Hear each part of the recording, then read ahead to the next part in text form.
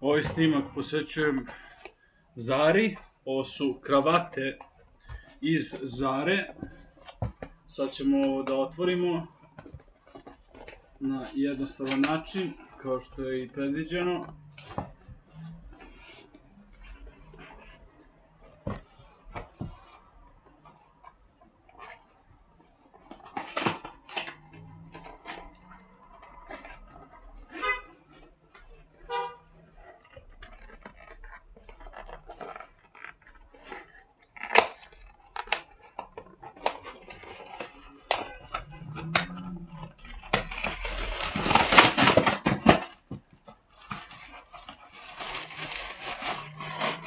I to je upakovano ovako i unutra je, znači, zamotano u Zara omotima. Svaki Zara omot nosi svoju kravatu. Ovo je jedna kravata, druga kravata, treća kravata, četvrta kravata. Počet ćemo od prve. Ovo je crvena kravata, samo što ne mogu da se setim imena ovde. Silk, već je vezana, spremna za nošenje. Ovo je Windsor, način vezivanja kravate. I ona se stavlja na taj način.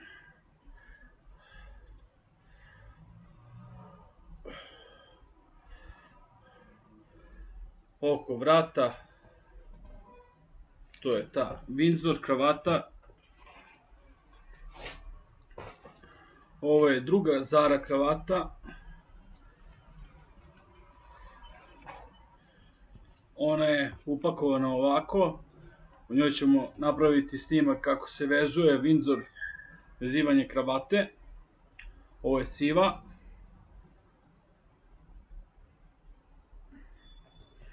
Ćemo da vratimo.